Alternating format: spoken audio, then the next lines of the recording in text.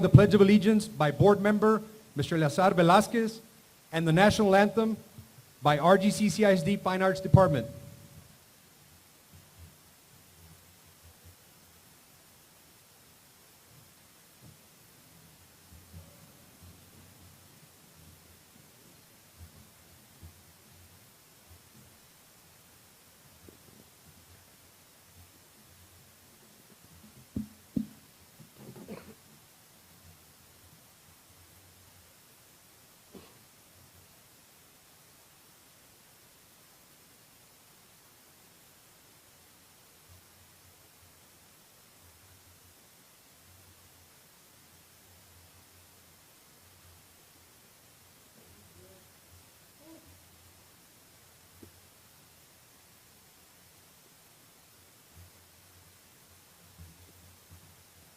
I pledge allegiance to the flag of the United States of America and to the republic for which it stands, one nation, under God, indivisible, with liberty and justice for all.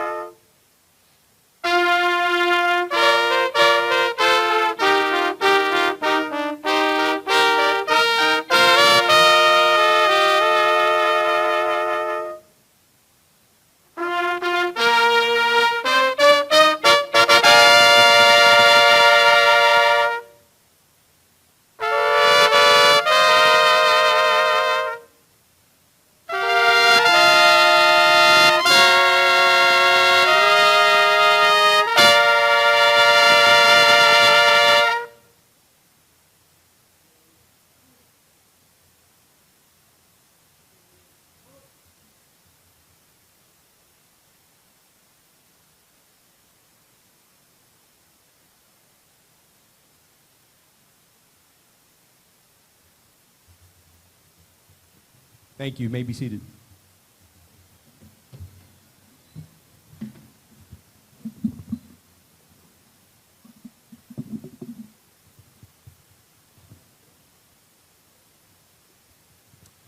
Good evening, everyone. On behalf of Mr. Alfredo Garcia, Superintendent of Schools, our Board of Trustees, I'd like to welcome our parents, students, employees, honored guests, community members, and everyone present here tonight. Welcome and thank you for being here in this historic event. My name is Arcadio Salinas III, and I will serve as your Master of Ceremonies tonight. Tonight is the first ever State of the District address. As a proud graduate of Rio Grande City High School, as a proud parent of 3 RGCCISD students, I am honored to be part of this event. The purpose for tonight's State of the District is to inform and educate the RGCCISD community where we were, where we're at, and where we will be. Again, thank you for being here tonight. A special thank you to all employees, departments, Board of Trustees for their hard work and giving of their time to make this wonderful event possible. Before we begin, there's some ground rules on the screen. These ground rules are set to ensure that all the information our presenters have tonight will be delivered to you tonight.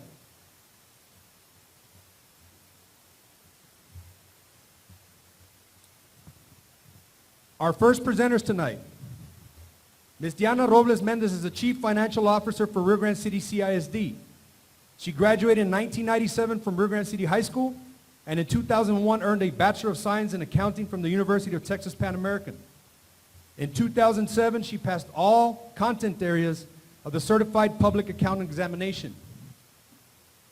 In 2009, the State Board of Public Accountancy granted her certificate of Certified Public Accountants.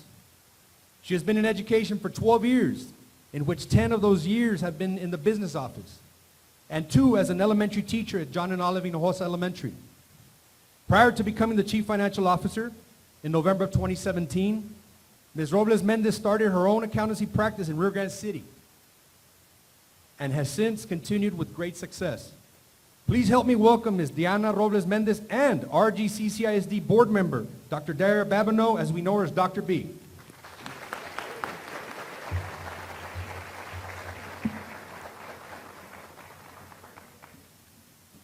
Good evening. It is my pleasure to present, along with Dr. B, the RGCCISD's Guide to Understanding the Budget. We realize that school budgeting and school finances can be very confusing. But most importantly, we want the community to know exactly how our school finances are being allocated. So we will attempt to break down this process as much as possible. Good evening. Can everyone hear me? No? Better? Is that better? I don't like that. This one, no? Ah, this one too? Yes? Okay, I like this one. I gotta move around, guys. I got stuff to tell you. Okay. Good evening. Thank you all for coming tonight. We've worked really, really hard to make sure that we bring you some great information this evening. It has been my honor and a privilege to work with our acting CFO, Ms. Diana Robles Mendez. She is an awesome, hardworking individual. However, sometimes when she explains things, it kind of goes right over your head. So my job tonight is to bridge the gap between all that complex accounting information and terminology and just plain common sense. Shall we begin? Let's begin. So we will begin by explaining, where does our district funding come from?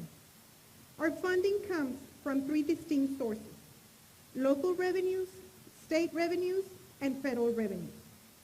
Local revenues account for approximately 13.8% of the income for the district's general fund. Most of our local funding comes from the collection of property taxes. The property taxes that Texas homeowners pay are determined by how much appraisal districts say buildings and land are worth, and the tax rates that local government entities like cities, counties, and school districts each set.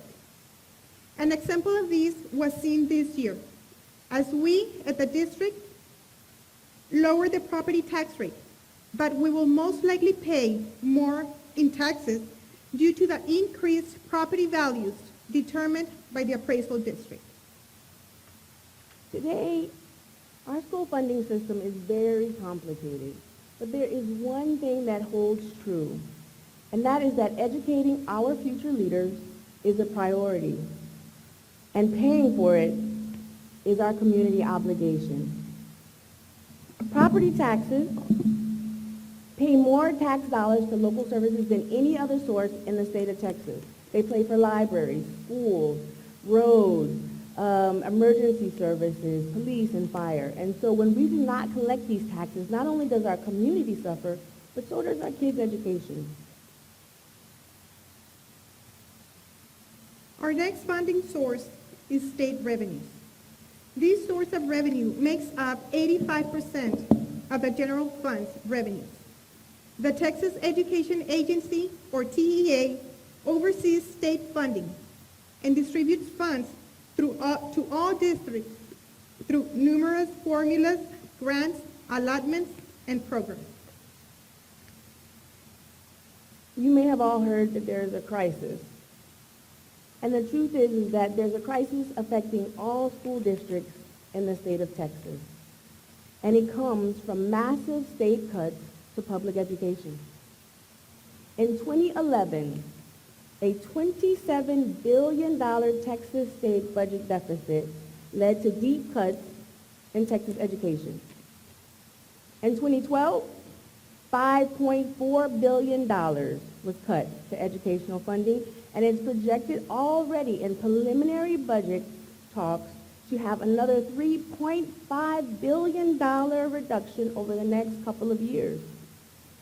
Superintendents in hundreds of Texas schools rely on these state funds, and without drastic cost-saving measures, some districts are going to have to close their doors.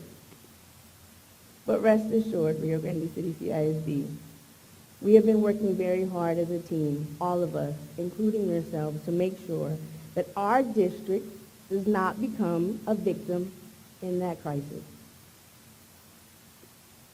Our last funding source is from federal funds, the smallest source of revenue that the district receives, and it accounts for approximately 1.2% of the district's general fund's revenue. Next, let's discuss, how is the district's money used? While specific budget lines and items change district to district and state to state, there are broad general categories or functions that apply to most schools. These functions for a district include the first and most important of all the functions, instructional related services with close to $60 million.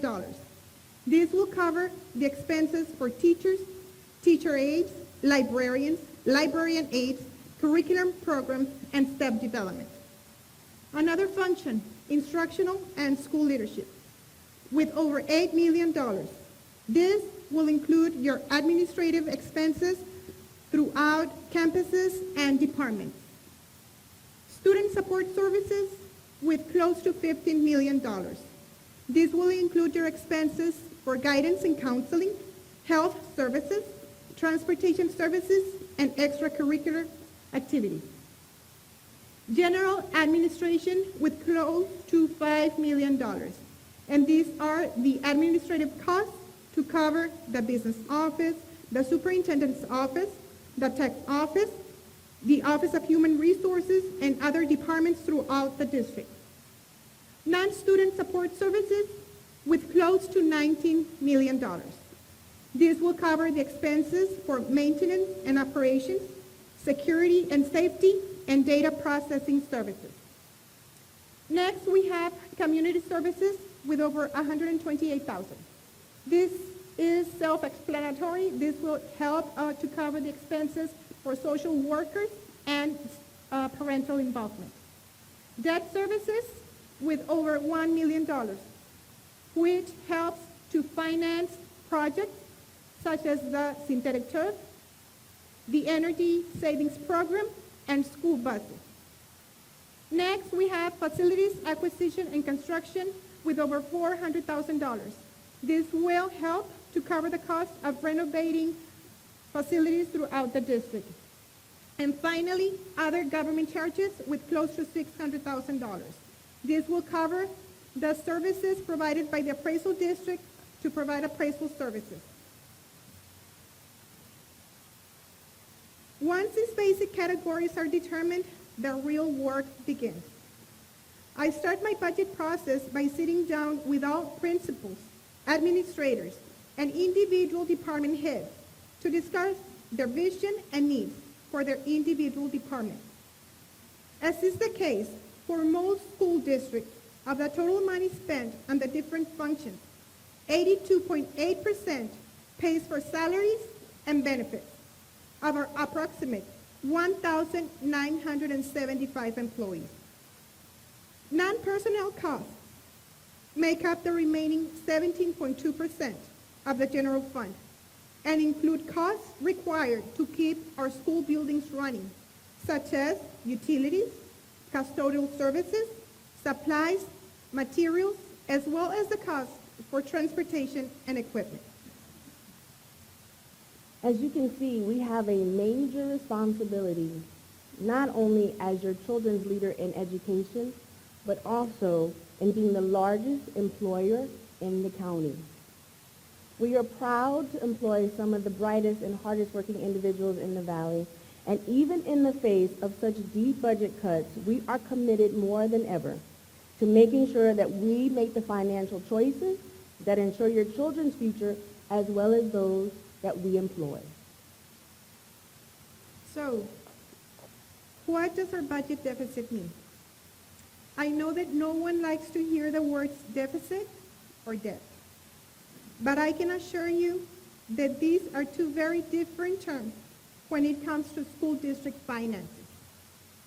A budget deficit means that our estimated expenditures, or the monies we expect to spend, total more than the amount that we expect to receive in funds for that year.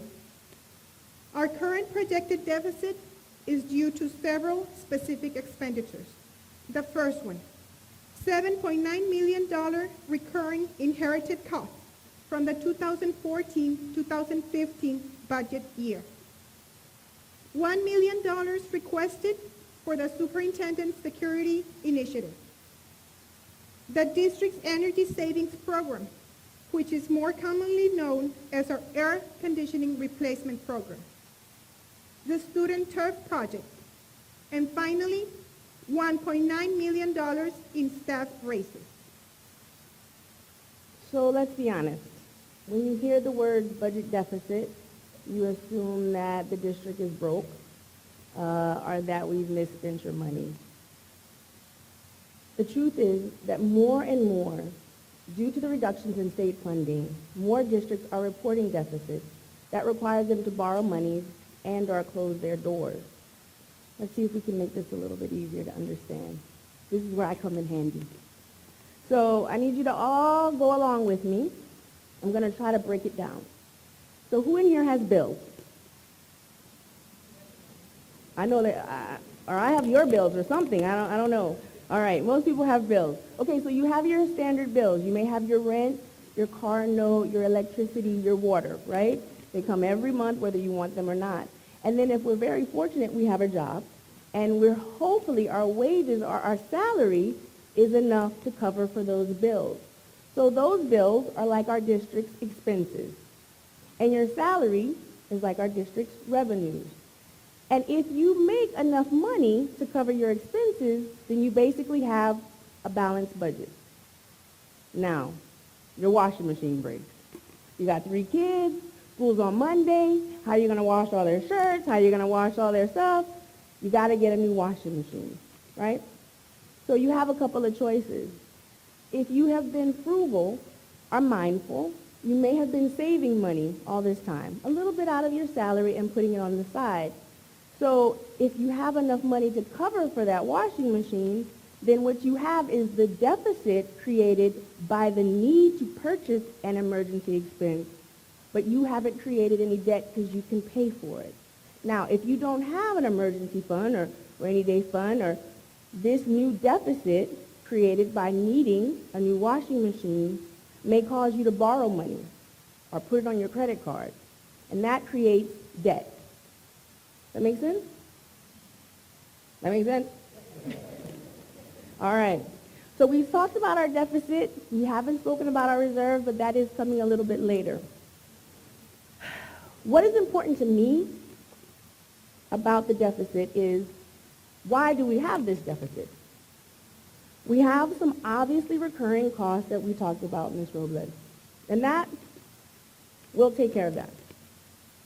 But we do have some new expenditures that we felt our kids needed and our staff deserved. And once we committed to these expenditures, we also committed to making the necessary financial choices to make sure we can afford them.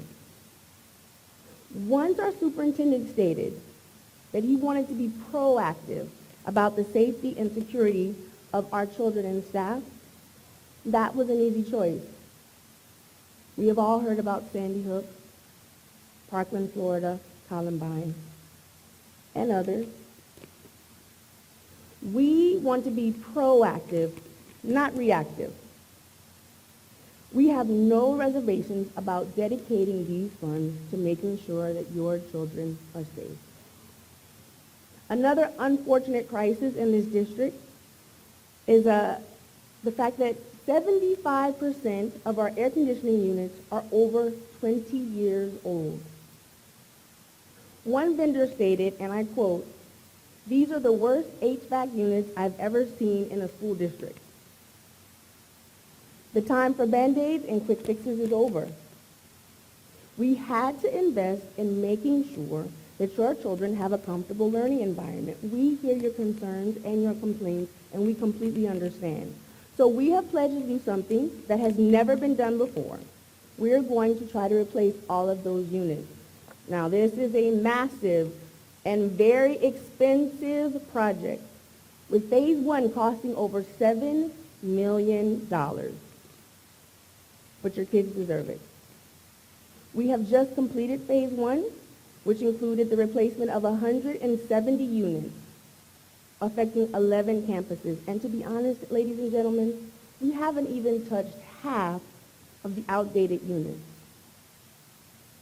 This program is projected to save us over $500,000 annually. Next, making sure that our kids are competitive and have the finest in equipment and facilities. That is at the forefront of our priorities in this district. Turf has been on the wish list for the athletic department for a very, very long time, and the fact that it is cost less, easier to maintain, stands up to wear and tear and inclement weather better, and also helps us to reserve resources like fertilizer and water, made it an easy choice. This project is projected to save us over $100,000 a year. If you calculate that out, that's more than $8,000 a month. Lastly, one of our most heartfelt expenditures was the raise to our dedicated employees. Even though we have faced these impending cuts and budget pitfalls, and even as we watch districts around the state and country have to close their doors or suffer huge staffing reductions, we decided we would find a way to make sure we found the money for this expenditure and not put the district in financial distress.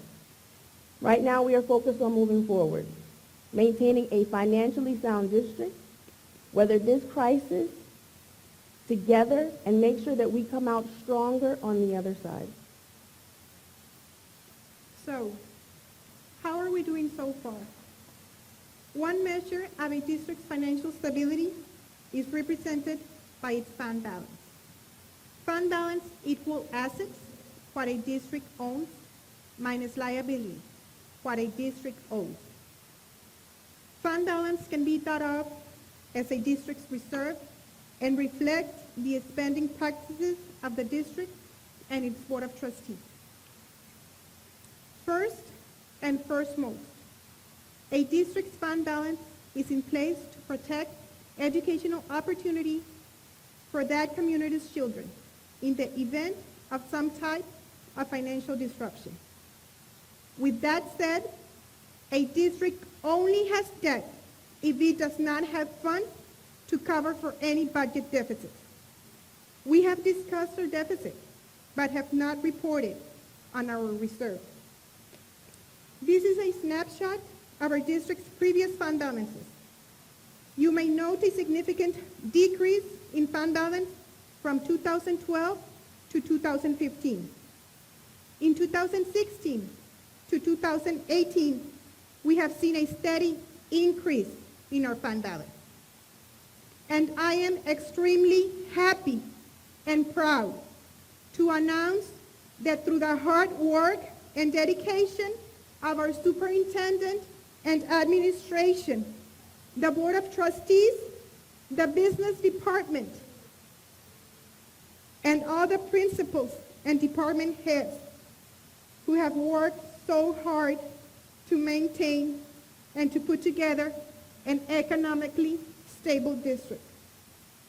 We can confidently estimate that the 2018 fund balance, subject to the annual financial audit report, is estimated to be the highest ever recorded in RGCCISD history.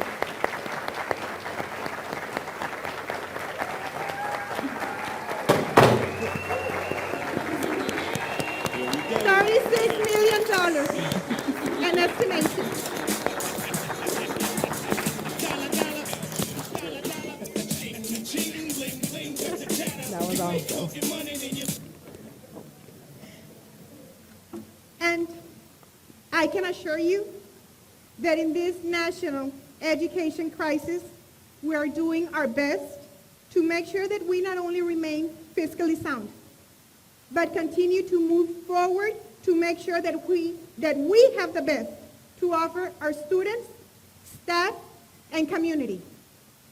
Students, teachers, parents, my community, we hear you. I am a parent too. All of us have chosen to be here because we care. Your concerns are our main priority, but please understand, like you, we want to change the whole world in one day, but unfortunately, we cannot. What has happened here has taken years to establish and will take years to correct. But what we will promise you is that we will, for now going forward, keep you informed so that you may keep us held accountable. Where we were is behind us. Where we are now is being more transparent and financially responsible to our district and community. It needs to start somewhere. Where we are going is limitless upward to educational success.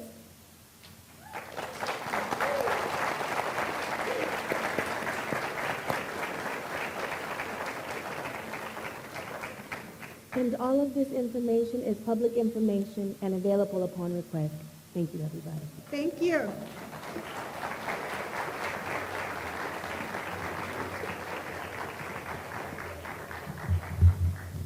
Thank you, ladies. RGCCISD Board President, Mr. Daniel J. Garcia, will now give a presentation on insurance and employee benefits. Mr. Garcia.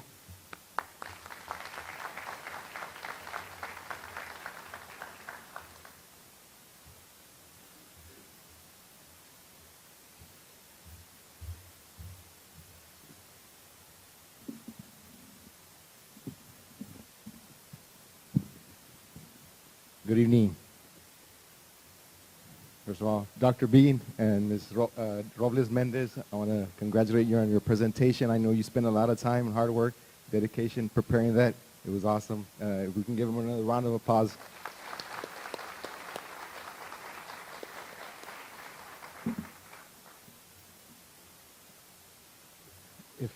For the people that don't know, I'm the longest tenured board member of the current board. I've been on the board 6 years. 6 years this coming November, next month. And one of the questions, or possibly the most frequent asked question from an employee to a board member, if not the most frequent asked questions, is health insurance. It's either health insurance or raises, one of the two. And this past Sunday, me and my wife decided to go to H-E-B to buy some meat. You know, the Cowboys were playing, and you know, let's barbecue. And it didn't end well. The Cowboys lost. But while we're there in H-E-B, we run into a school employee, and she asked us about the health insurance. She makes a comment that, you know, she's grateful for the raises, but that she's not seeing an increase in her paycheck because the insurance went up. And that's one of the common questions that, you know, we get asked as board members, that how can we help with the health insurance? And I told her, you know, we have the state of the district, come by and I'll explain it there. And this is the explanation regarding health insurance to our employees. In 2002, Texas created a health care plan designed to help small districts provide affordable health care coverage for their employees. Since then, most school districts, big and small, have signed up. According to the latest enrollment numbers, nearly 90% of the Texas schools districts participate in the program known as TRS Active Care. In 2006, RGCCISD opted in to TRS, and districts are banned from backing out. Once they've joined, it's a lifetime commitment.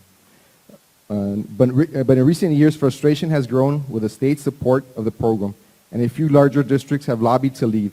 State law currently does not allow that, and bills designed to give those districts permission to depart have failed in the Texas legislature. One key complaint, the state hasn't kept up with the rising cost of health care. Since 2002, the state's $75 per employee per month contribution for Texas health care has remained flat. Meanwhile, employee share premiums have more than doubled. That begs the question, what can we do? What can we do as a district? What can we do as a board for our employees?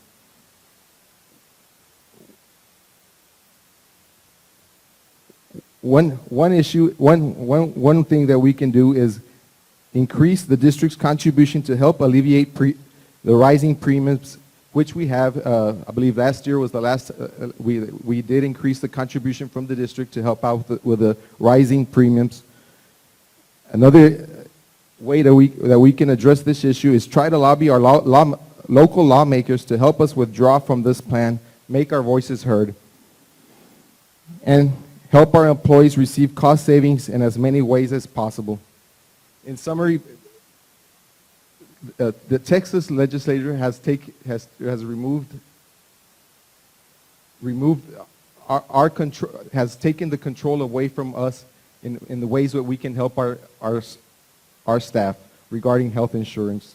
But that does bring us to the update on our voluntary insurances, which that we do participate and we do have authority on making decisions. March 8th, 2017, RGCCISD approved SIG for dental, vision, group disability, group life, permanent life cancer, critical illness, and accident and hospital indemnity policies. Prior insurance carriers were sending renewal letters advising that they were going to be increasing their rates by 30% for dental and disability. Salazar Insurance Group shopped and negotiated with numerous insurance companies in an effort to get the best and most competitive benefits for our district. In short, they were able to match coverages and bring down rates for our district's employees, which provided cost savings for our employees. We know how important quality health care at affordable prices is to not only our students, but to our employees as well. We pledge to continue to do as much as we can to get you the best health care quality that you deserve. Thank you.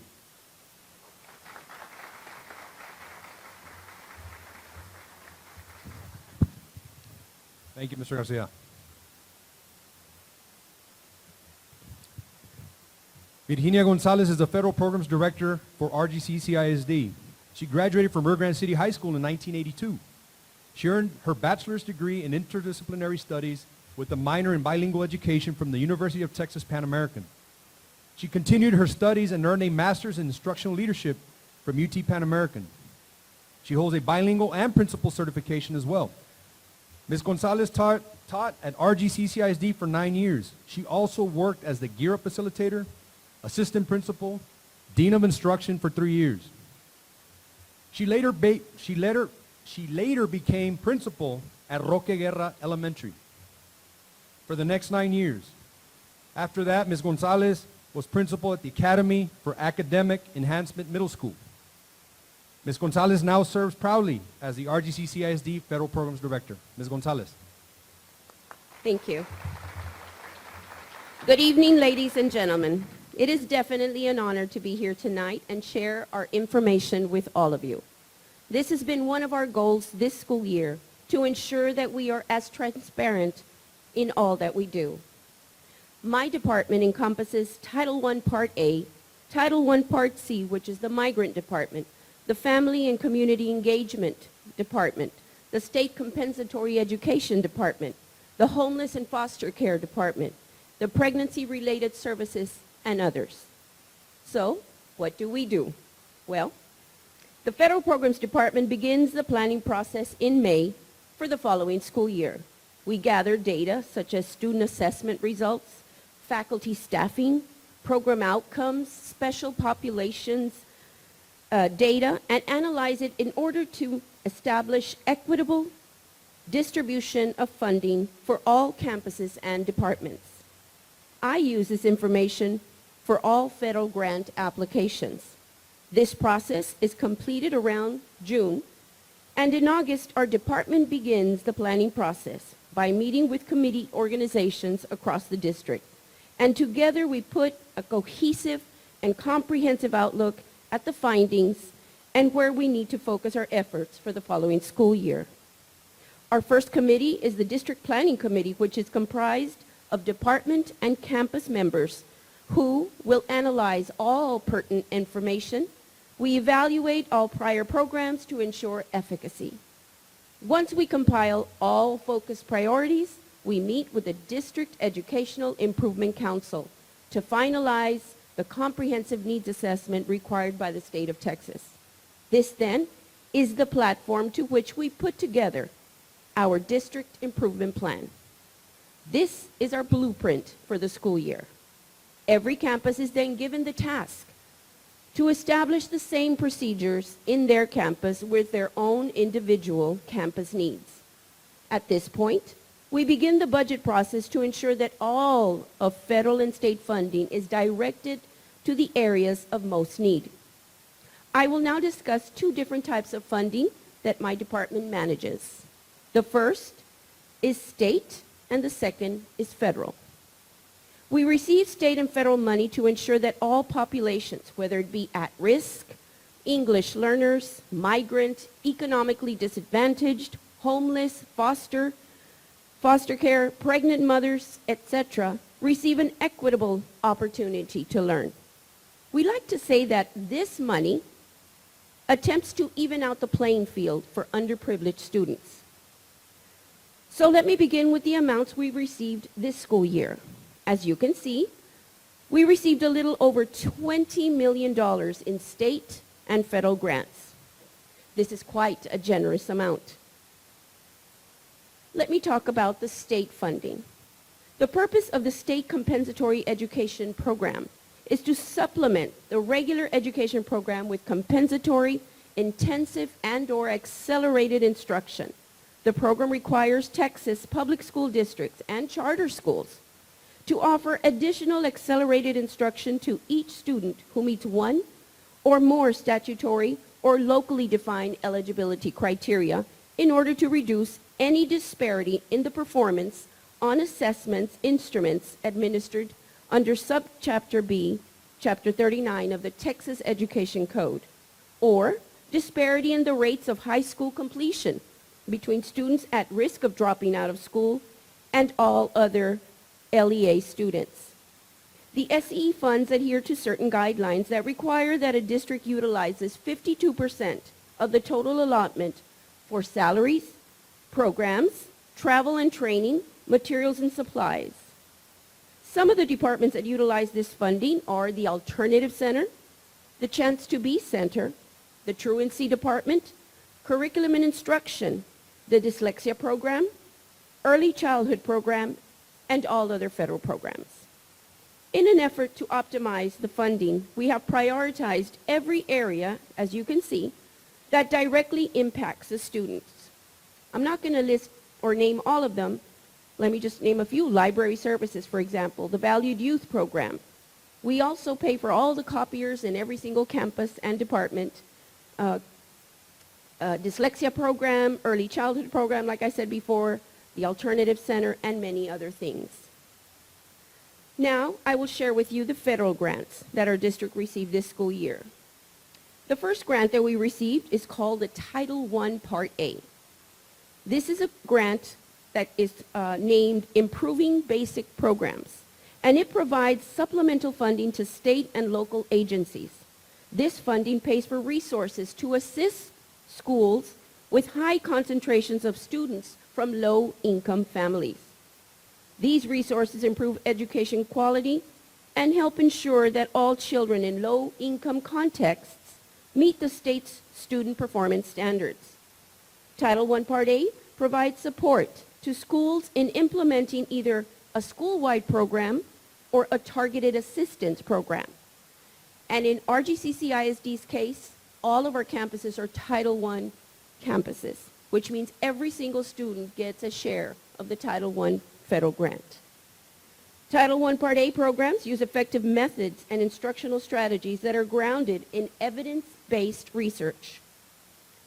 Before the district can utilize these funds, some funds need to be reserved for private nonprofit schools, parental involvement, and of course, homeless and foster care. As you can see, we have put some money aside. The only campus that is a private nonprofit campus is Immaculate Conception School. The state requires that any eligible students in the RGCCISD or local LEA area participate in any of the federal funds. So they chose to participate, and we do a reservation for them. As you can see, the program allotments is a little over $5 million. Most of this money goes into salaries for administration, teachers, and teacher aides.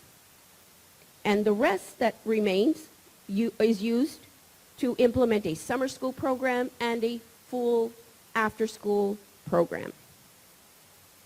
Our next grant is the Title I Part C, and this one is specifically for migrant students. The Texas Migrant Education Program enrolls approximately 45,000 eligible migrant students out of a total of Texas public school enrollment of 5 million students.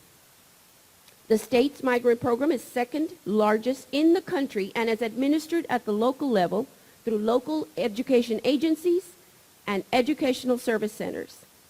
Texas migrant students and their families migrate annually to 48 other states in the country, making Texas home to the largest interstate migrant student population in the United States.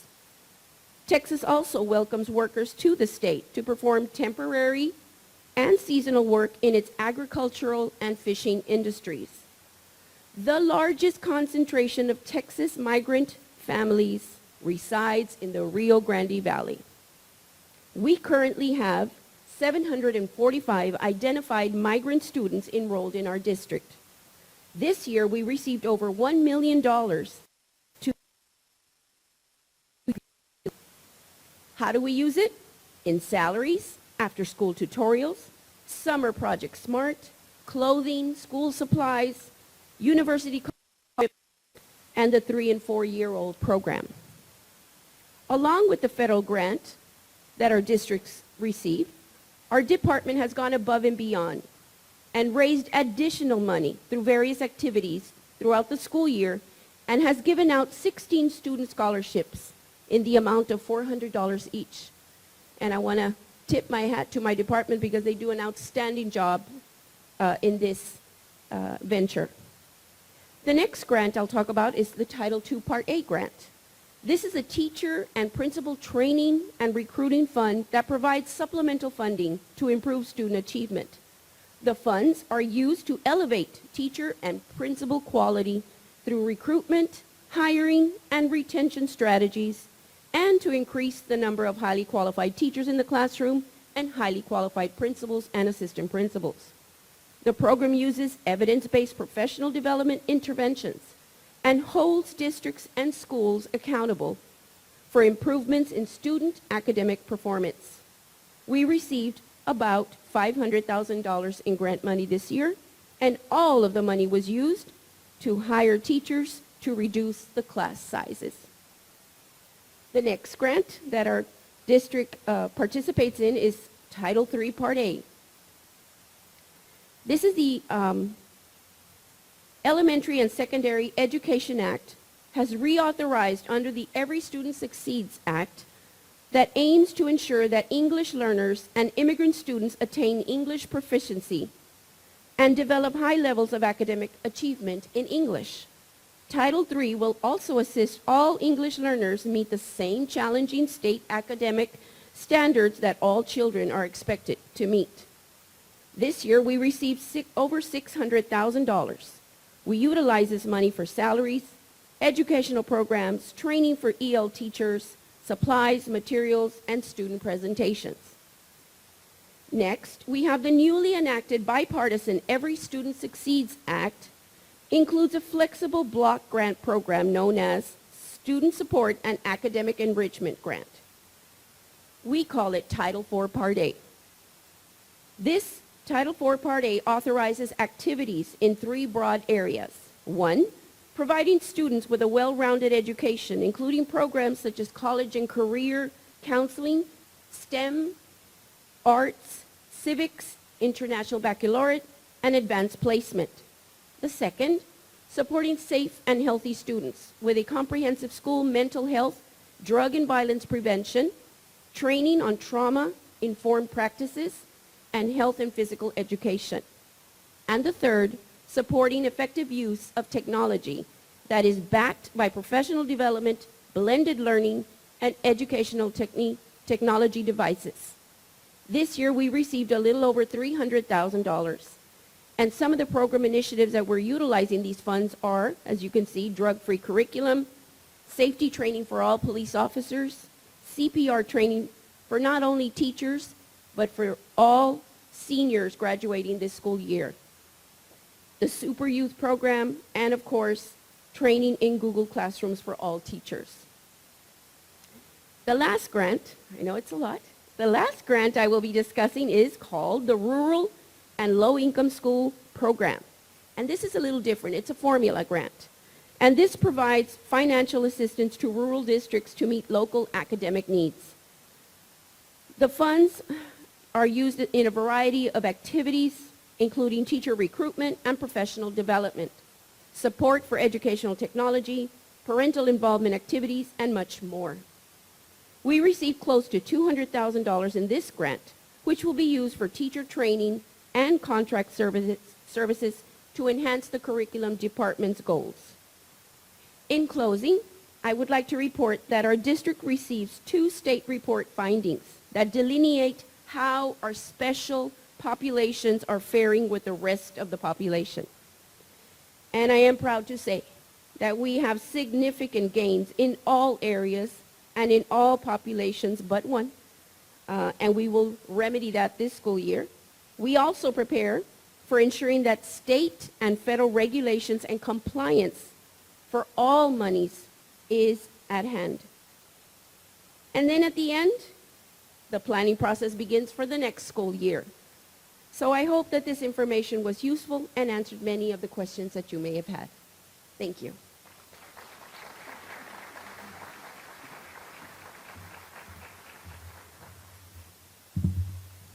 Thank you, Ms. Gonzalez.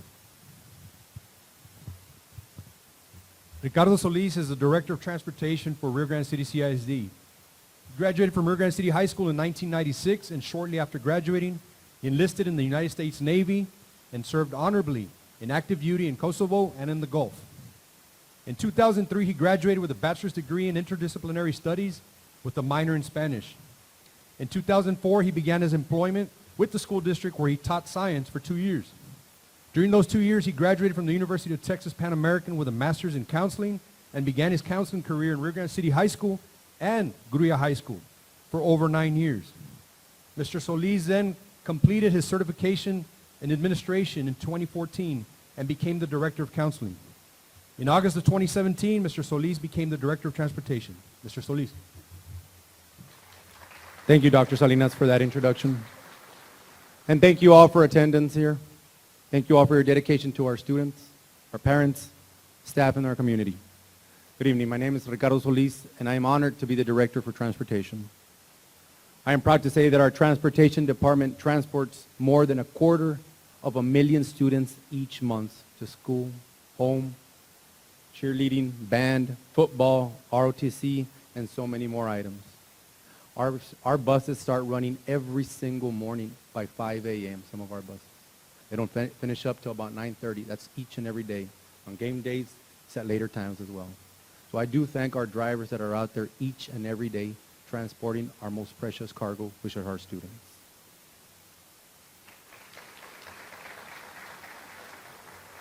We'll begin the presentation by just noting some of the items that came into play this past year. In 2017 and 2018, we had so many items that we have up here that we will be discussing for this upcoming presentation. As you can see up there, everything denoted was implemented 2017 through 2018.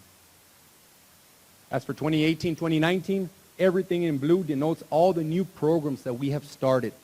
Not only are the things that we're going to do, but we are actually doing this very moment. And everything in green is that we are still continuing to do what we have promised and keep the transparency portion to all our drivers, employees, and staff at our department.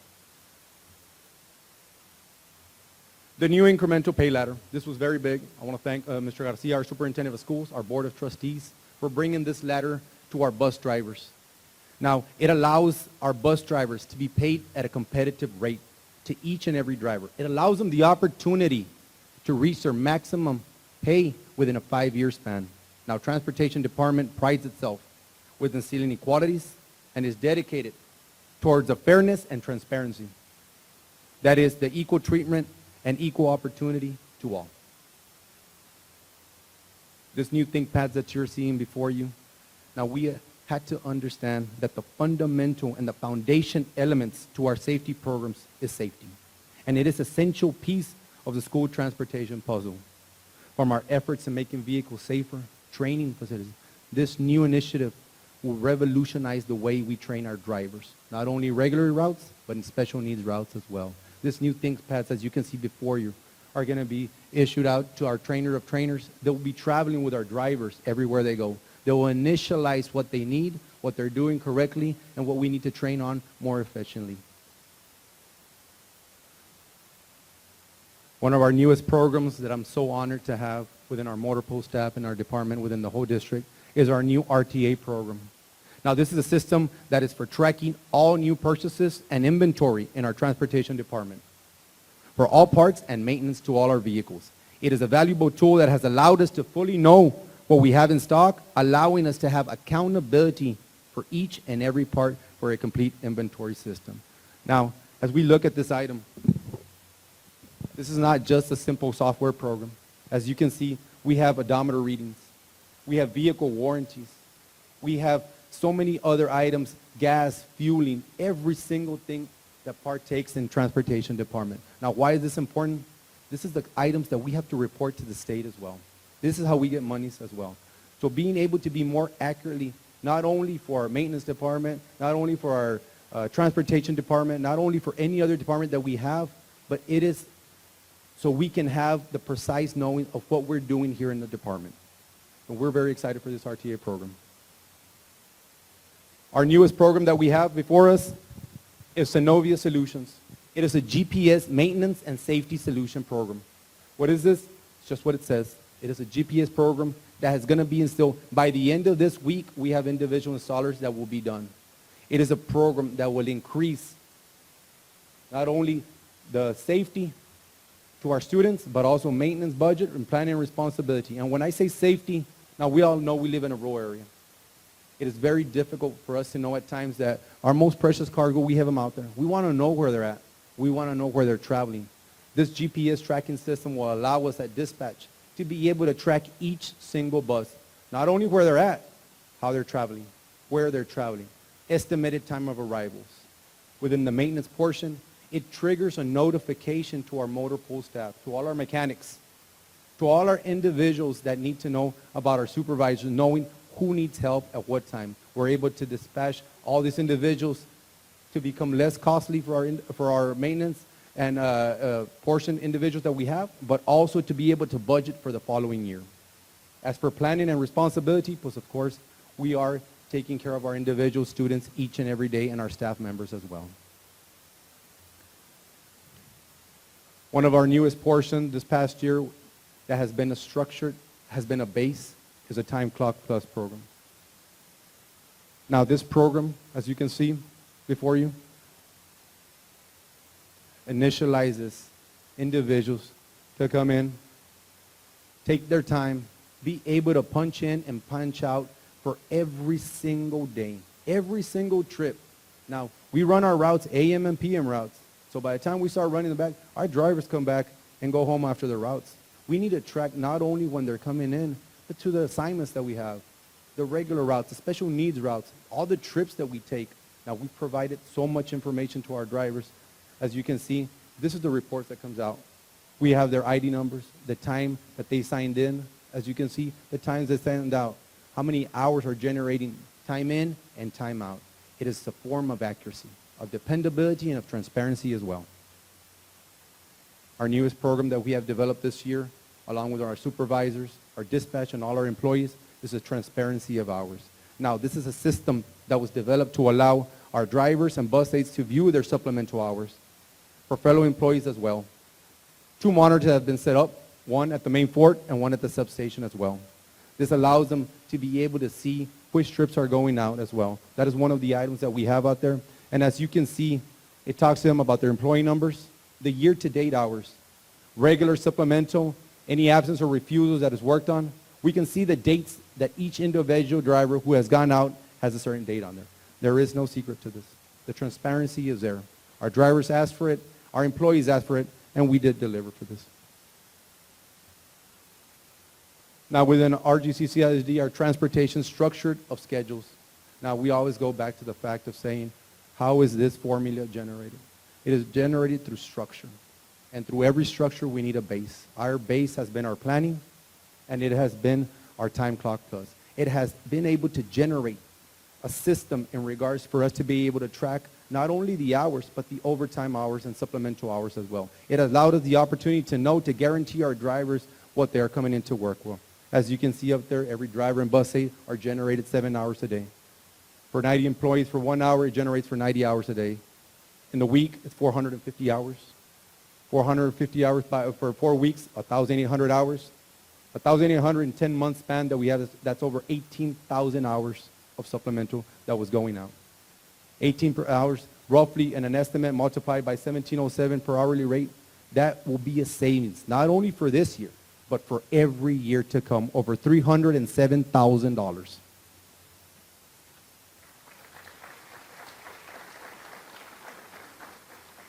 As for a new program we just brought in as well, we've been working closely with our motor pool staff. We brought in a new tire buyback program. In the past, we used to send them all out to auction. They would get sold for maybe $100, $200. Now this program has allowed us to stop that program. Not only has it stopped, we have generated over more than $4,500 in this program.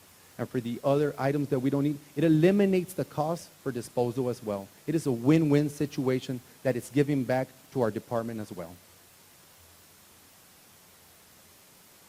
Now this is very big to us. We've been working day in and day out this past year, working very closely with our drivers and especially with our mechanics, our motor pool staff, our partsmen. And I'm very proud to say that we are so proud of y'all.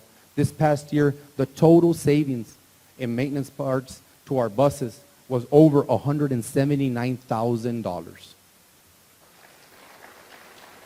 Now, this is not by luck.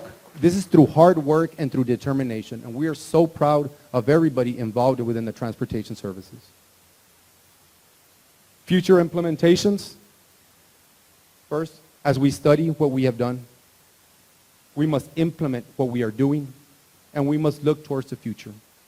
First and foremost, this upcoming school year, we are looking for having Wi-Fi on every single bus.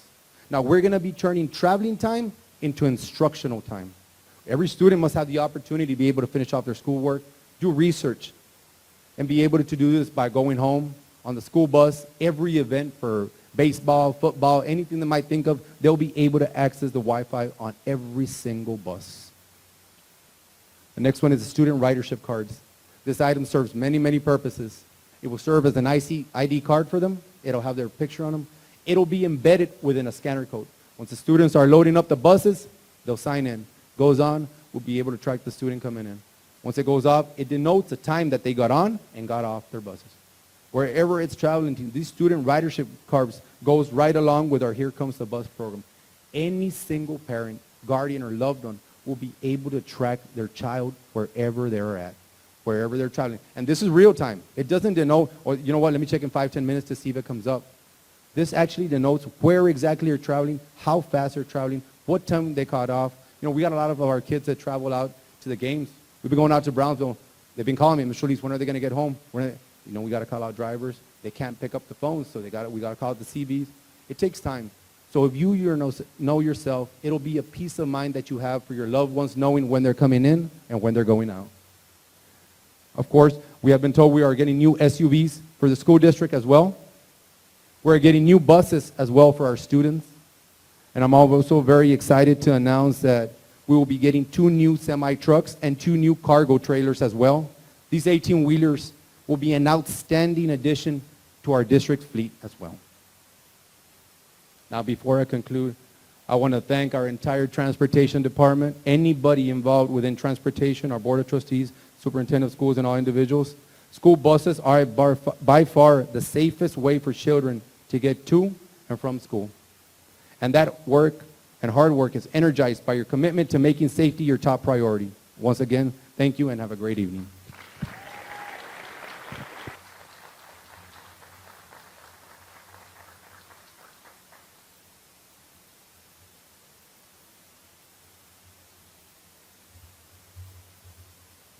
Thank you, Mr. Solis. Dr. Leticia Trevino has been part of the Rio Grande City CISD family for the last 32 years, where she has served as a teacher, counselor, language arts specialist, testing director, secondary director, and presently the assistant superintendent for curriculum and instruction. She graduated in 1982 as salutatorian for Rio Grande City High School. In 1986, she earned a bachelor's degree in English with a minor in history from Pan American University. She obtained a master's degree in gifted education as well as guidance and counseling. Dr. Trevino proudly received a doctorate degree in curriculum and instruction from the University of Houston. Dr. Trevino holds certifications in gifted education, ESL, and her superintendent certification. Dr. Trevino states that she is extremely proud to be part of a school district that places tremendous efforts to educate all of our students so that they will be part of something magnificent. Magnificent. I'm sorry. Magnificent. Dr. Trevino and Mr. Trialles.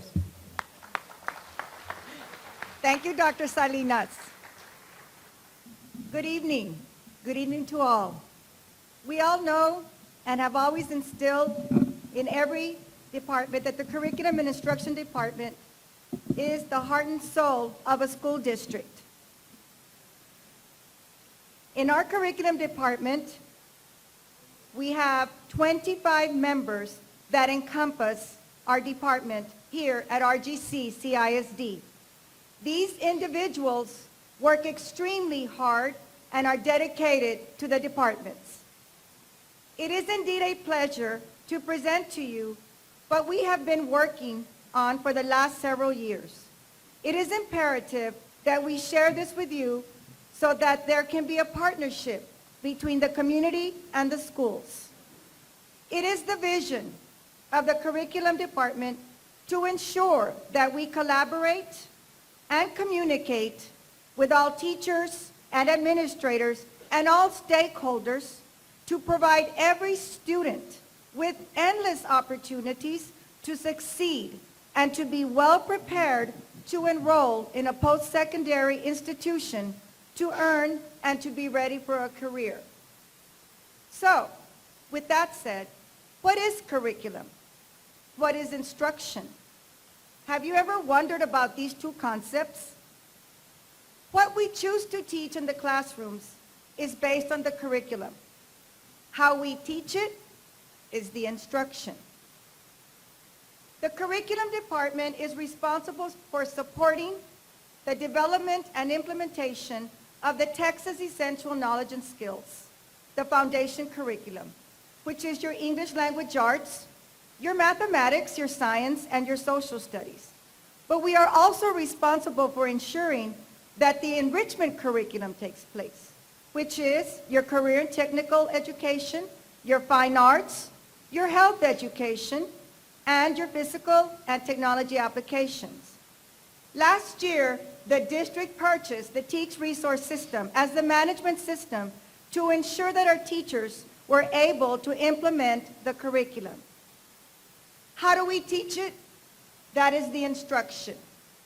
2 years ago, the district adopted the 5E model. The 5E model is based on the premise that learners build or construct new ideas. The 5 elements stand for engage, explore, explain, elaborate, and evaluate. This design allows for students to engage in the learning process as the teacher is teaching. When students explore, they are provided with an opportunity to identify and develop their current understanding of the foundations. And they begin to develop and ask their own questions. Teachers check for understanding. The elaborate phase of the 5E instructional model is meant to provide in-depth learning experiences. This is where you blend in the technology. Students ask questions and teachers teach. The final phase of the 5B model is to evaluate. This was designed to assess the overall student understanding of the foundational concepts and the progress made towards the learning objectives. A prime example of this is The Leader in Me, which concentrates on developing essential life skills and characteristics needed to compete in the 21st century. The process is part of a school core curriculum, which has become part of the culture and the promotions of self-confidence and to success in leadership roles. Results are improvement in academic achievement and in the accountability and engagement factor between parents and staff.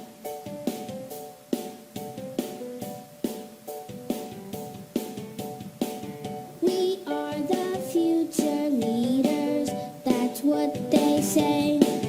But if we wait for the future, we'll be too late. So we won't wait until tomorrow, our time is now. And with these 7 habits, we'll show you how. You gotta be proactive, begin with the end in mind. Put first things first, big win-win every time. Seek first to understand, then to be understood. Synergize with your friends, 'cause it's always better when we work together. Sharpen the saw, be the best me, so you can see. There's a leader in me. There's a leader in me. I can lead myself, I can lead my friends, I can do anything. There's a leader in me. There's a leader in me. The 7 habits help me see. There's a leader in me. There's a leader in me.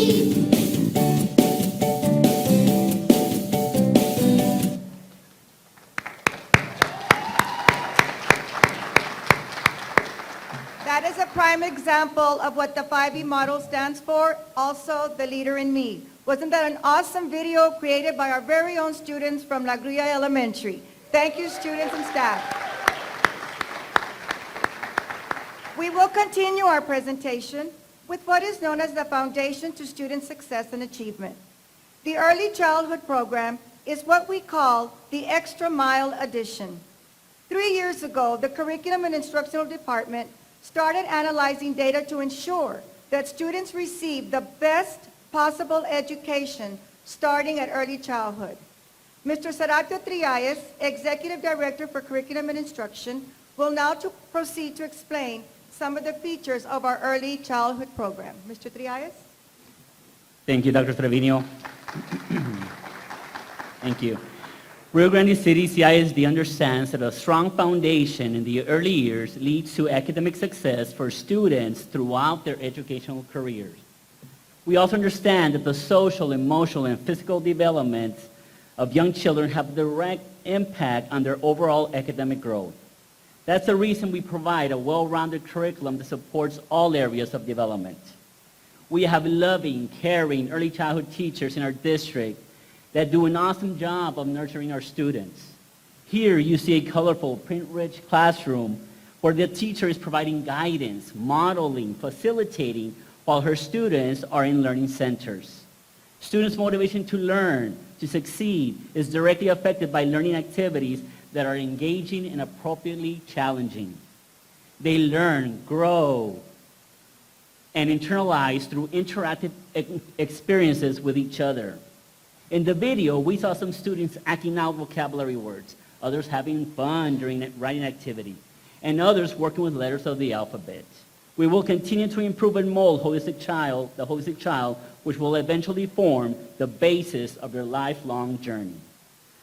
The long-term benefits of high-quality pre-kindergarten programs are well documented. Our district has taken the initiative to place pre-kindergarten coaches in every elementary school. Some of the responsibilities of the pre-kindergarten coach include guiding, modeling, supporting pre-kindergarten teachers in the delivery of effective instruction, providing intervention or enrichment to pre-kindergarten students in small groups, facilitating pre-kindergarten grade level meetings to analyze assessment data and use that information to provide more focused instruction based on student needs, conduct pre-kindergarten parent meetings. In addition, we have a partnership with educational resource Ready Rosie. Ready Rosie shares powerful games, expert videos that support parents and their child in his or her learning. Through our partnership with Ready Rosie, parents will have free access to the learning website and app. Ready Rosie emails our pre-kindergarten parents every Monday and provides educational videos throughout the year to help support parents and their children at home. For the past 2 years, students in pre-kindergarten through 5th grade have utilized iStation in the computer lab 3 to 5 times a week. iStation is a computer-based reading program that delivers individualized instruction complete with age-appropriate content for students. The program provides intervention for students in need of assistance and serves as an enrichment program for students that need to be challenged.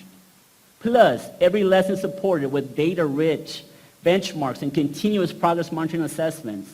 Students are assessed monthly, learn with the indicators of progress to enhance student learning and then identify concerns. All students in pre-kindergarten through 5th grade have access to iStation reading at home. So, picture a house.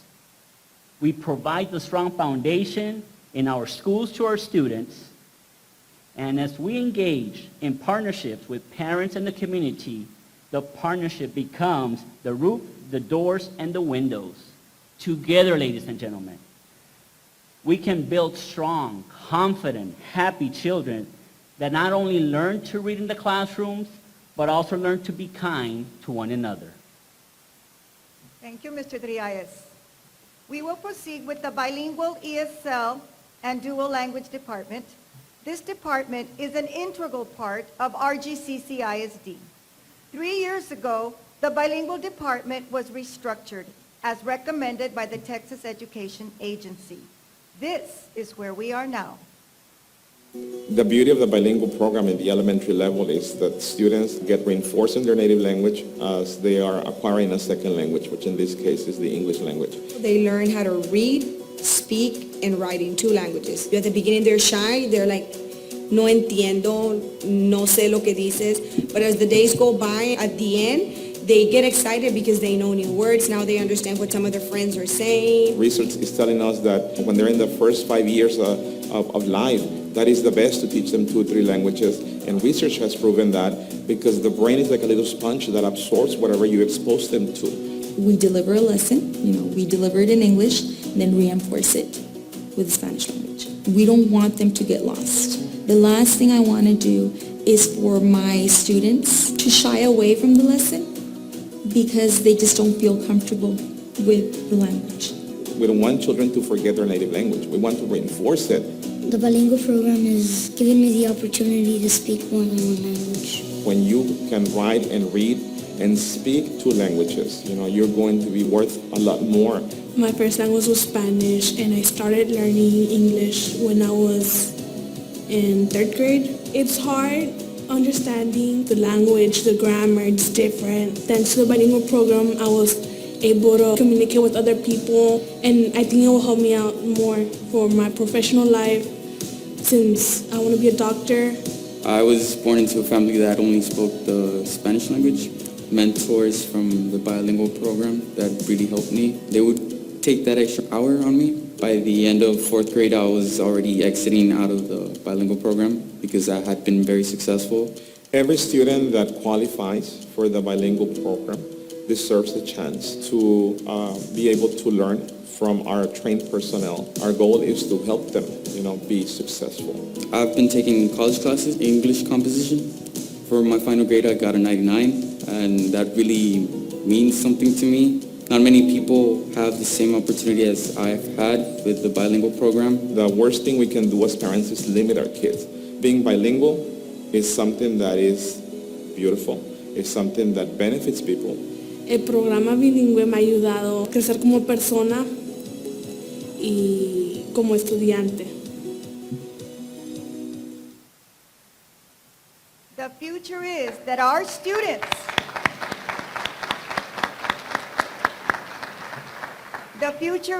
students will be bilingual, biliterate, and bicultural, which will enable our students to be ready to compete in our global society. The Guidance and Counseling Department's main job is to help students develop social, emotional, and academic skills to become productive, healthy individuals who will succeed in the school and in their community. Presently, there are over 35 counselors serving over 10,000 students in RGCCISD schools. In the elementary setting, counselors concentrate on 4 components of counseling, which are the responsive services, the system support, individual counseling, and the guidance curriculum. At RGCCISD, we also offer after-school group counseling sessions with emphasis on the importance of future educational success. Presently, there are 2 elementary campuses initiating and implementing the counseling curriculum, which goes hand in hand with the Leader in Me. That would be Ringgold Elementary and Gruya Elementary. We at RGCCISD plan for the future to expand this initiative, which will also have a comprehensive guidance curriculum component for the middle schools and the high schools. The Leader in Me promotes the idea of leadership skills to become a well-rounded student. At the secondary level, students are able to pursue an in-depth and/or a rigorous curriculum and/or a specific career pathway. The district offers dual enrollment. Dual enrollment is defined as students who are enrolled in post-secondary coursework while also enrolled in high school. Or put another way, it is when high school students earn college credits while enrolled in separate courses that are not part of the high school curriculum. You may also see this as early college, as a way to describe dual enrollment. RGCCISD is very proud to partner with South Texas College and the University of Texas, Rio Grande Valley. RGCCISD also offers advanced placement courses to high school students who are ready to engage in college-level course content and rigorous academics. Courses are available in English, social studies, computer science, mathematics, science, languages, and languages other than English, music theory, and art. The AP program offers college-level instruction to the academically successful student while in high school with the option of taking an advanced placement examination and possibly qualifying for college credit. At this point, RGCCISD would also like to highlight our Career and Technology Department by highlighting what we offer to all of our students. At the 3 high schools, we offer endless opportunities, such as the health science courses, welding, computer science, robotics, and auto body repair, cosmetology, and other courses under the Career and Technology pathway. Students are eligible for a certificate upon completion of the coursework if all requirements are met. We are extremely proud of our Career and Technology Department here at RGCCISD and our dual enrollment and our advanced academics for post-secondary readiness.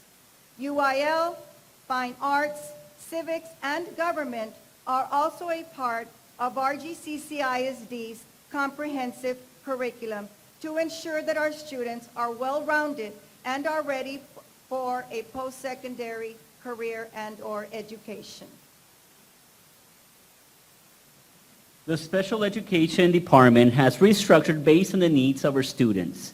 Special education instruction has evolved from a pull-out program to an in-class support model with differentiated instruction.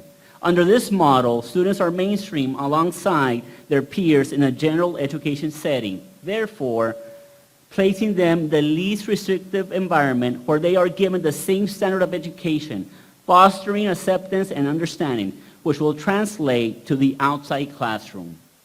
Based on the thoughtful consideration of students' individual needs, an array of services are offered stemming from the aforementioned to resource classrooms, self-contained units, and any related services that are best suitable to enhance their education. Furthermore, the Special Education Department has strengthened the 18-plus program for students with intellectual disabilities. Partnerships with community businesses have expanded and are providing on-site job training, allowing our students opportunities to gain a sense of independence and acquire independent living skills. In essence, the heart of the Special Education Department is to ensure our students thrive through tailored instruction, specialized support, and crucial resources and services.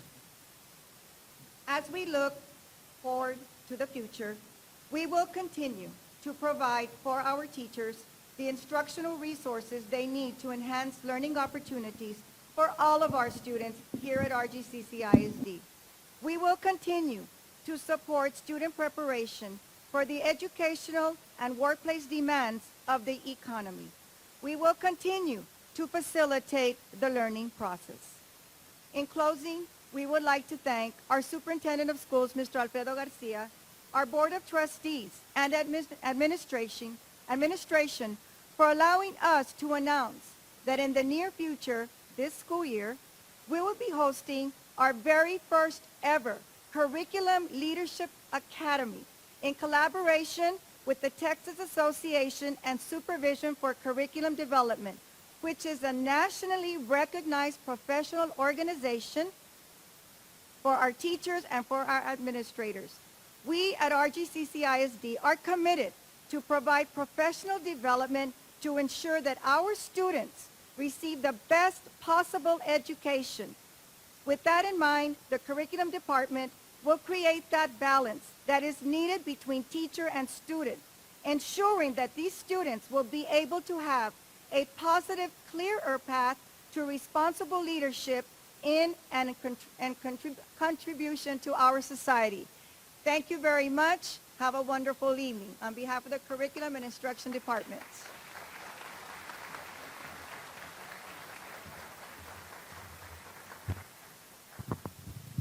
Thank you, Dr. Trevino, Mr. Trialles. TJ Gonzalez is the maintenance director for RGCCISD. He graduated from Rio Grande City High School in 1997. In 2001, he graduated from the University of Texas Pan American with a bachelor's degree in biology with teacher certification. He began teaching at Gruya Middle School and remained there for 9 years, and shortly after worked as the Dean of Instruction and Assistant Principal at Gruya High School. Mr. Gonzalez also served as principal at La Union Elementary before becoming the Director of Maintenance. Please help me welcome Mr. TJ Gonzalez, Ms. Judy Solis, RGCCISD Board Secretary, Ms. Nora Escobedo, Director for Guidance and Counseling, and Mr. Eduardo Sainz, Director for Technology.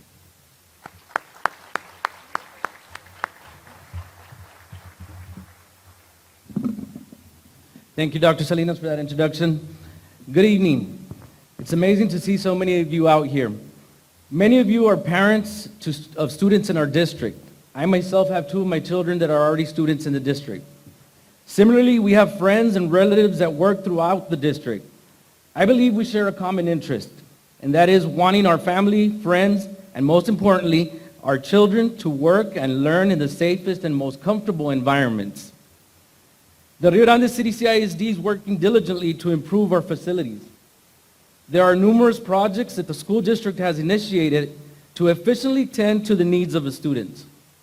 Some of these projects have provided our buildings with new and efficient equipment.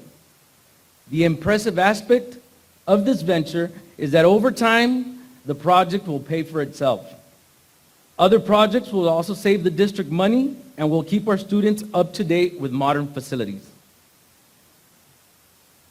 I will now speak of some of the initiatives that our district has taken to make sure that our students are in safer environments, safer learning environments, and that their facilities are up to date. I'll begin by talking about our energy savings project that was mentioned earlier.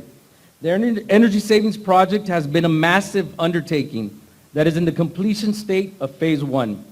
The energy savings contractor, known as E3, proposed a plan to retrofit current HVAC equipment that was older than 20 years, to install new controls for our chiller systems, and to replace all existing lighting fixtures with new LED fixtures. The beauty of the project is that the equipment and the labor required will be paid with the projected savings per month.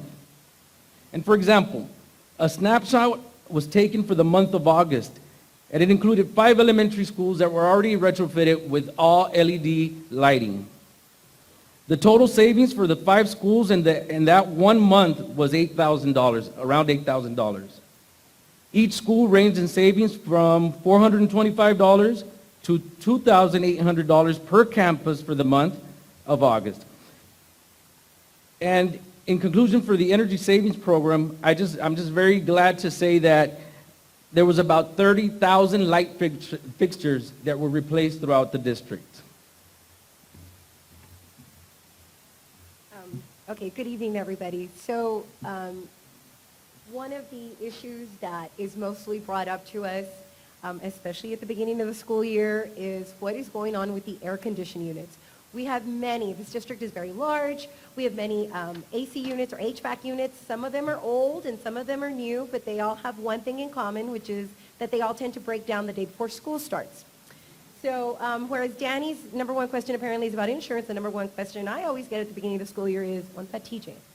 And so the 7 of us on the school board realized that the heat is brutal, and every year, or especially at the beginning of the school year, we tended to hear the same things, that the AC units that we were fixing weren't staying fixed. And that's why we partnered up with E3 Solutions, a TASB-sponsored organization, to take a comprehensive look at every single unit, no matter what the cost and no matter what the time it was going to take, so that we make sure, as a board and as a district, that what we fix stays fixed long term.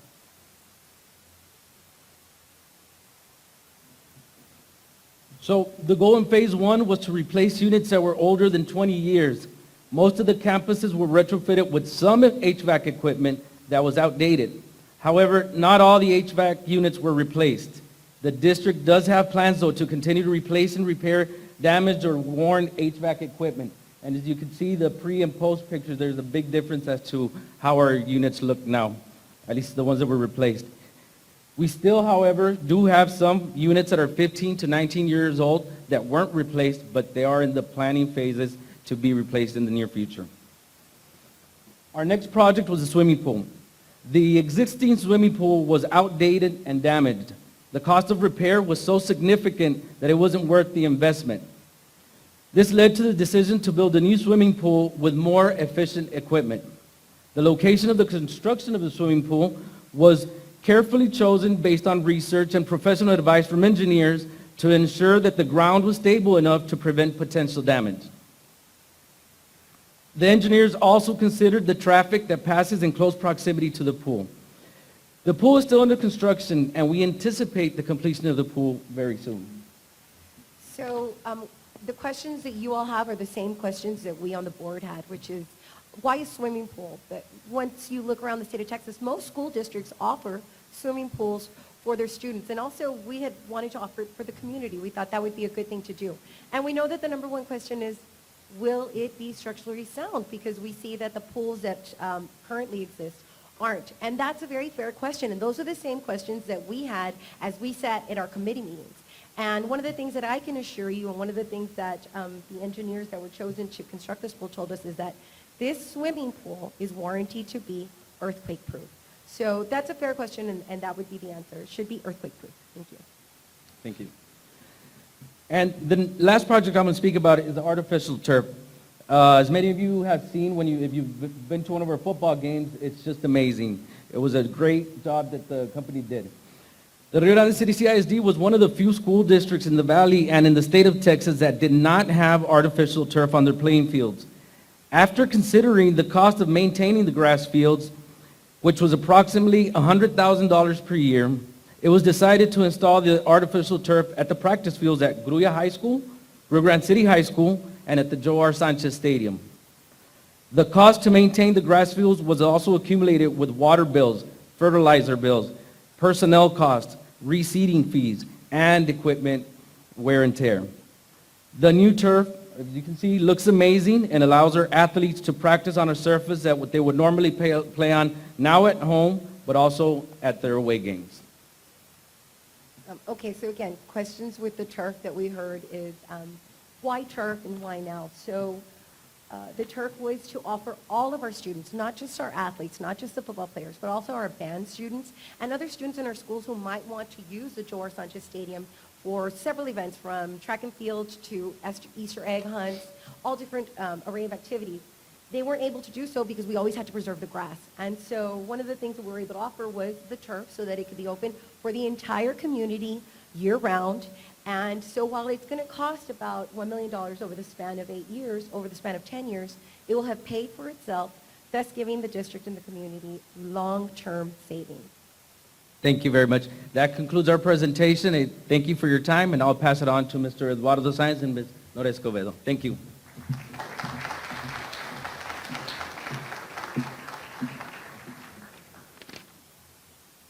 Before I begin, I'd like to thank School PD for cooperating with technology on this endeavor. Good evening, ladies and gentlemen. We're on the home stretch already. We're almost done. I will be talking about the security initiatives that the district is undertaking to protect our staff and our students. We have all heard what happened at Columbine and at other ISDs. That's one of the things we want to prevent to happen in our school district. Because of this, at our secondary schools, we will be installing security cameras at the guardhouse along with security gate arms. If you notice on the screen, these devices will be controlled by our security guards, and every vehicle coming in or going out of the campus must stop at these security gates. Once security has cleared you, he or she will then lift the gate so that the person can now enter or leave the campus.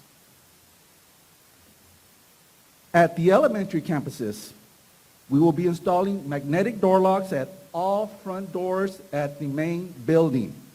The person coming into the building must press the keypad, and the person at the front desk will be able to not only talk to the visitor, but see the visitor through the camera. She will then press the unlock button on the keypad to let the person in. This is one that all the campuses are interested in. District-wide, we will be updating all security cameras throughout the district. As a parent, I feel a sense of relief knowing that there are cameras at my child's school. It also acts as a deterrent, since students will know they are being watched. Finally, and this is the one I really love the most important part of the security initiative was, how do we protect the teachers and students during a lockdown? We've all gone through those lockdown drills at school. There are several types of devices out there, as you see on the screen. But we did notice a concern when we were evaluating them. These devices do their job. They do keep the intruder out if you are inside the classroom. The problem is, by doing so, it stops school PD, administration, the fire department from coming in. Once those devices are locked in, there's no way to undo them from the outside. That posed the problem. What if the intruder is inside the classroom? What if a student is holding that classroom hostage? We have no way of getting in. Because of that, we're going to introduce the security initiative that the district will be doing.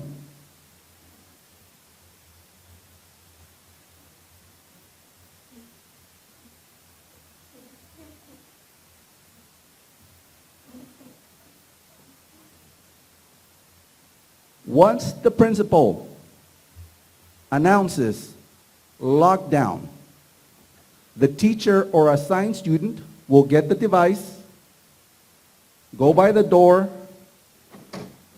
and slide it in. It's that simple. Now, some of our doors have a little window on the door. If the intruder was to break the glass and try to undo the bar, there is no way they're going to remove this bar. There is no way they will remove this bar. The only person that can remove it is the person inside. By flipping a little switch, by flipping a little switch, the device is removed and you can come in. Now, the beauty of this is, if the intruder is inside, this is the outside of the door. This is the important part to this device. This is why we are getting this device district-wide. The beauty of this device is, if the intruder is inside, all we do is, there's a special key on this drill that you come in, remove 4 screws, the device inside drops, and you're able to open the door. It's the only security device that allows school PD, fire department, administration to come into the room if the intruder is inside. It is fire code acceptable and ADA acceptable. So, in conclusion, this is what we will be purchasing for the district and protect not only our staff, but our most valuable asset, our students, during a lockdown. Thank you so much.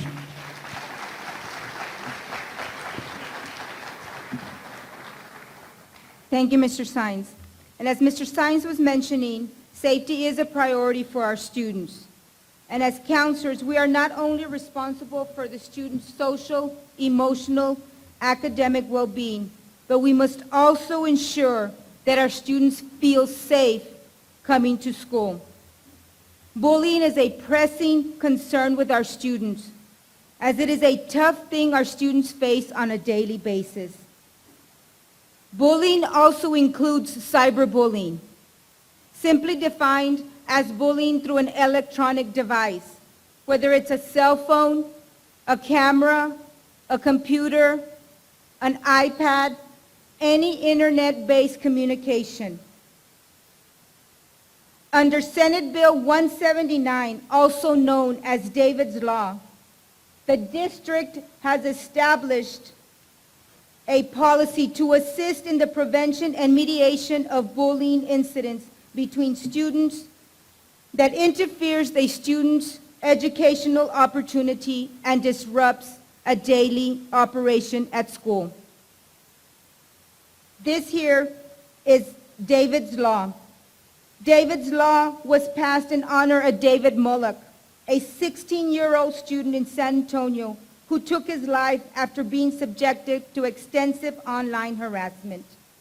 This law calls for the schools to reprimand the bullies, but also focus on rehabilitation for not only the victim of bullying, but also the aggressor. I had the opportunity this summer to be in a presentation where David's mother spoke about how diligently they presented their story to legislation to change the current laws on harassment, and they succeeded September of 2017. David's family continues to fight against cyberbullying and created a nonprofit organization known as David's Legacy Foundation, dedicated to ending cyber-assisted bullying by educating the community about the harmful effects on cyber abuse, supporting the bullying victims, and promoting kindness.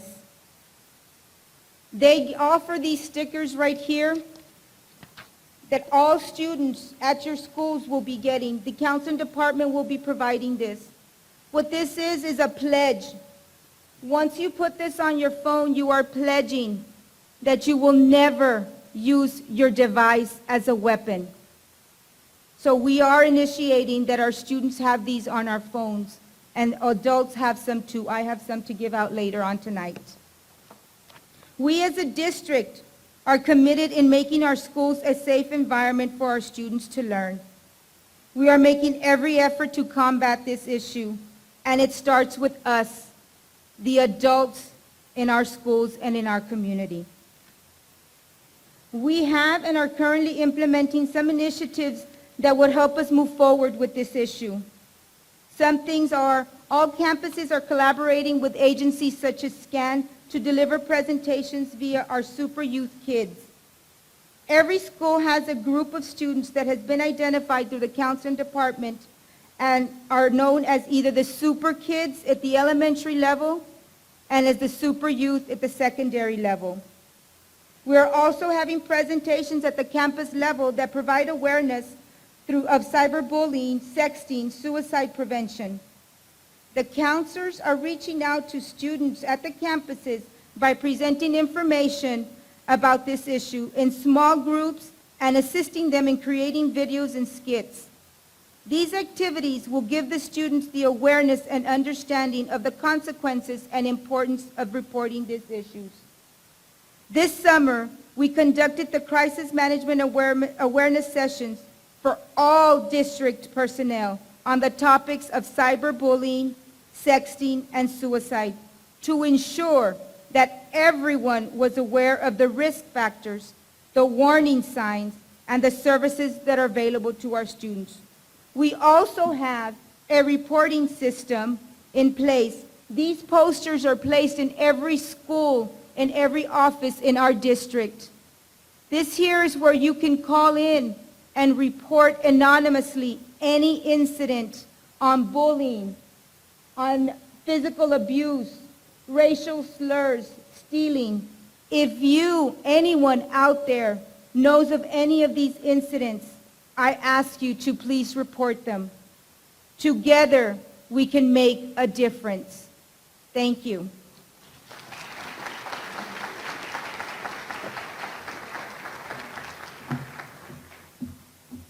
I wanted to say that on behalf of the 7 board members, there's a lot of moving parts to this district, and as board members, we're just a small part of it. We're so proud to be a part of this district, and we hope that tonight helped to showcase and highlight all of the hard work that's being put on by our employees. And I think that the 7 of us will agree our district is second to none. Thank you.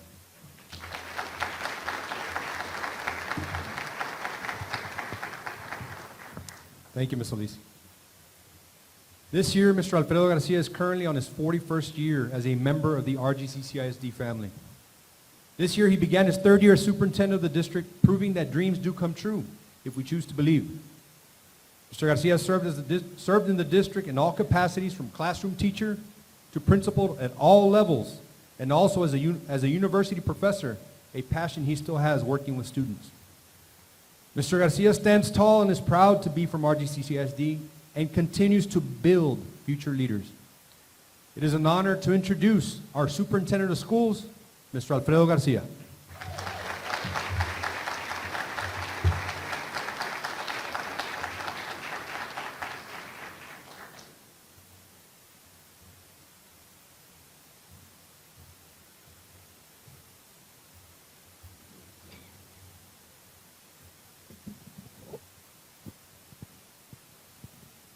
Good evening. Thank you all for being here, and I know that you all are ready to go. Please give me 5-10 minutes. I won't take longer than that. I'm very proud and humbled to stand here before you and start my 3rd year as your superintendent of schools, the superintendent for our students, 10,000 and some students that I'm serving here in the district. It is a pleasure, and I do it with humility, something that I love to do. And as Dr. Sarian mentioned, it's a dream. It's a dream, and dreams are made to come true. So we need to make sure that our students dream so that eventually those particular dreams that they have will become a reality for those particular students. I'd like to first of all thank my board members that are present here for being here with us. Thank you as a community for being here, and teaching staff and transportation. I see people from the cafeteria and all. Thank you all for being here. And to my cabinet that has been here and supportive of what we have shown you for today. We have shown you facts of what RGCCISD is all about. I will in no particular time stand here before you all and put up and say a lie in reference to what we're doing as a district. As a district, we are a district that is committed to the students, to the success of every student here in the district. We are a district that is data-driven to make sure that we analyze the data, we look at the data, and then prescribe what the students need. We will continue to serve the students in that particular fashion because our commitment is to the students of the district, will be our commitment to the district, and I will do it till the day that I die.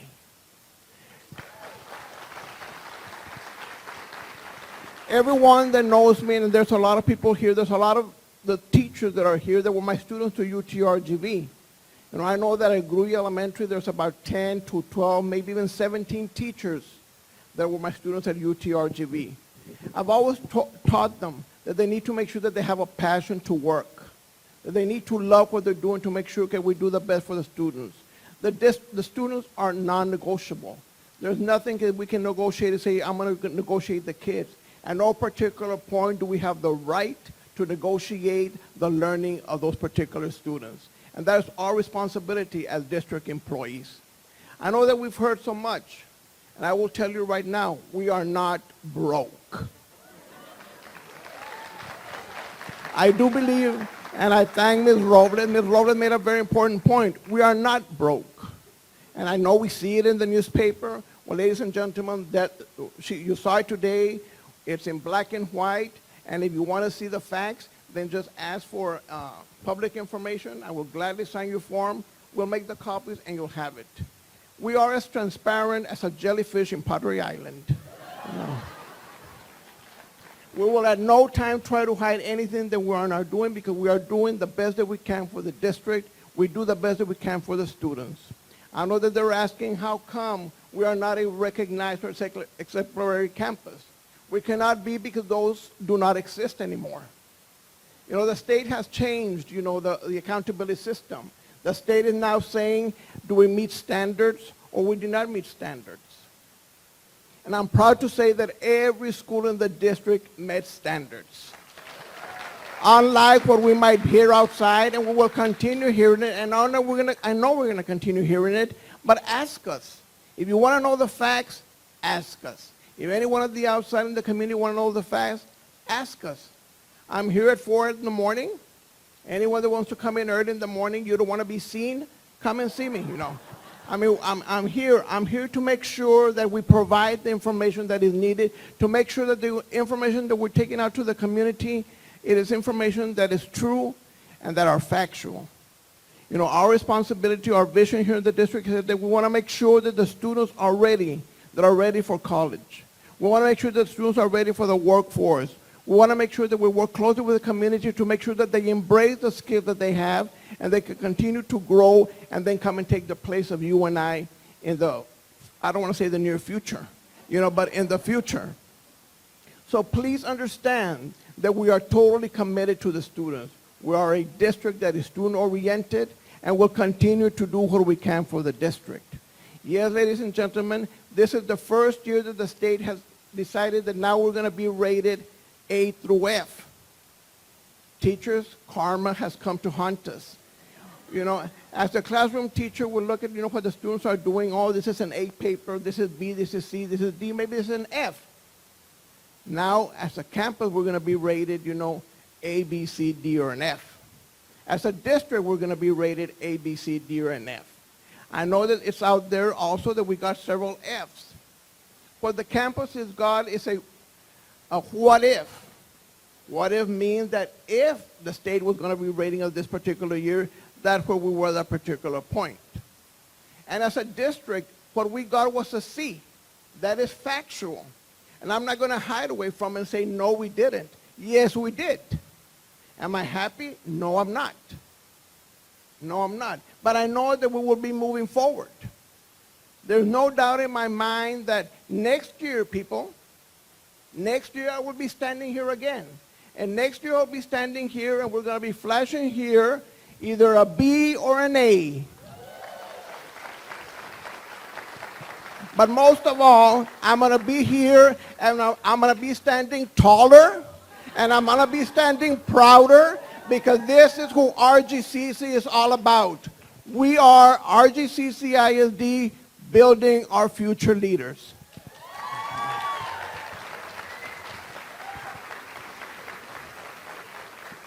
I thank you all very much. I know you are hungry. We have tacos, I think, out here by the tent. Again, on behalf of our board, of our administration, and everyone, of our students, we thank you for being here with us. If there's any particular questions, again, I'm here at 4 o'clock in the morning. You can come and see Ms. Robles, our curriculum department, if there are particular questions. At this particular time, I would like to ask my board and the presenters to please come up here in front.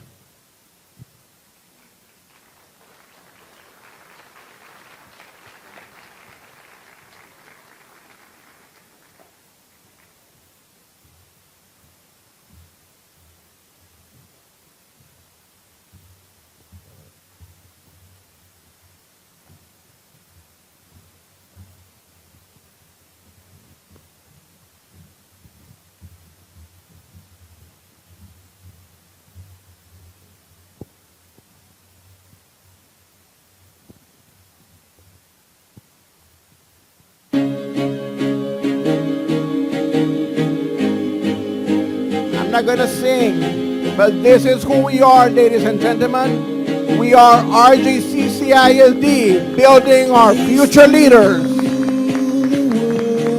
Seas that rise when I gave the word. Now in the morning I sleep alone. Sweep the streets I used to own.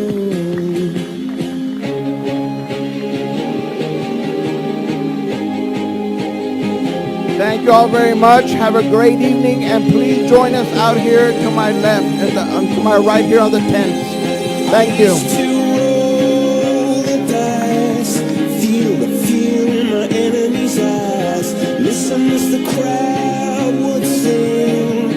Now the old king is dead, long live the king. 1 minute I held the key.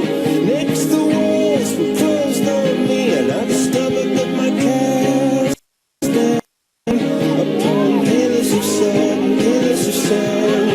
I hear Jerusalem bells are ringing, Roman cavalry choirs are singing. Be my mirror, my sword and shield, my missionaries in a foreign field. For some reason I can't explain, once you gone there was never an honest word. And that was when I ruled the world.